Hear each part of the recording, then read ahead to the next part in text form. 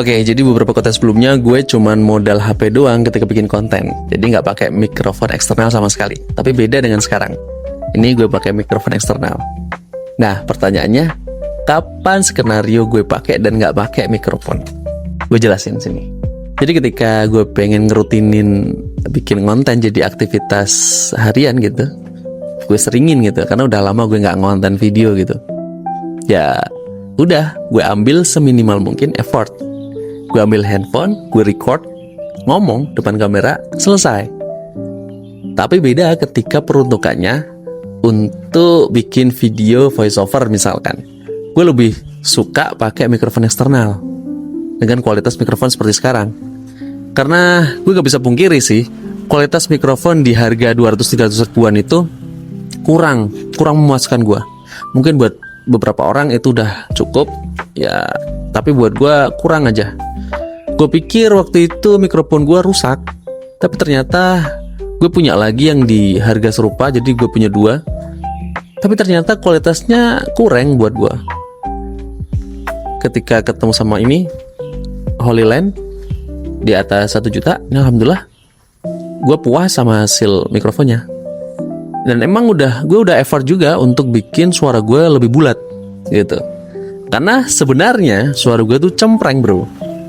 Ya, tapi untuk kebutuhan konten itu lebih enaknya itu ngebulutin suara, dan gue belajar tentang itu.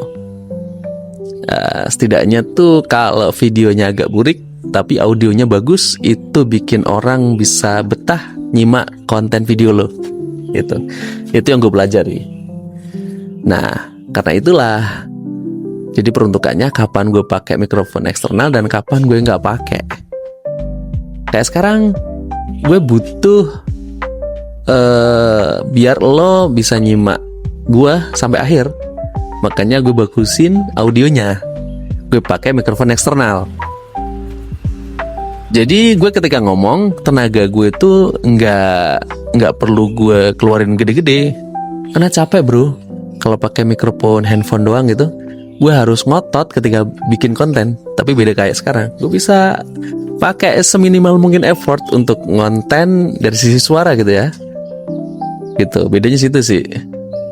Kalau tadi tanpa mikrofon tapi gue udah, yang penting ini sih, diseringin aja bikin konten, gue ambil handphone aja udah cukup. Tapi ketika gue butuh kualitas yang lebih bagus, jadi gue butuh mikrofon eksternal. Gitu aja sih peruntukannya. Jadi kalau lo misalkan butuh suara audio itu yang lebih bagus, gue saranin lo pakai mikrofon eksternal. Ya, yang kualitasnya lumayan lah. Yang asalkan lo puas dengan itu. Tapi kalau lo belum ada di fase itu, ya udah, lo kontenin pakai handphone lo aja. Sebisa lo, semampu lo, senyaman lo. Udah ya, gitu aja.